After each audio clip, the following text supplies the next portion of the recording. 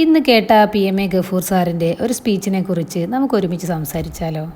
വേറൊന്നുമല്ല, വിവാഹത്തോടൊപ്പം താൻ മുട്ടിട്ട് വളർത്തി കാത്തു സൂക്ഷിച്ച തൻ്റെ സ്വപ്നങ്ങൾ നഷ്ടപ്പെട്ടവരെക്കുറിച്ച്.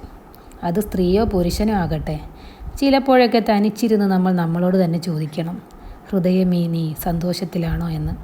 പഠനം, ജോലി എന്നൊക്കെ നിങ്ങൾ ആത്മാർത്ഥമായി ആഗ്രഹിക്കുന്നുണ്ടെങ്കിൽ വിവാഹം അതിനൊരു തടസ്സമാകുമെങ്കിൽ നിങ്ങളുടെ സ്വപ്നം പൂർത്തിയാകുന്നത് വരെ വിവാഹത്തിന് 2ാം സ്ഥാനം നൽകുക. വിവാഹം മോശമായതുകൊണ്ടോ ഭർത്താവ് സ്നേഹിക്കാത്തതുകൊണ്ടോ ഒന്നുമല്ല.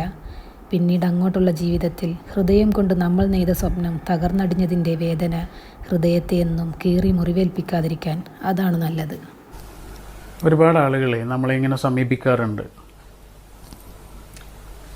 ചില കാര്യങ്ങൾ സംസാരിക്കാനുണ്ട്, പങ്കുവെക്കാനുണ്ട് എന്നൊക്കെ പറഞ്ഞിട്ട്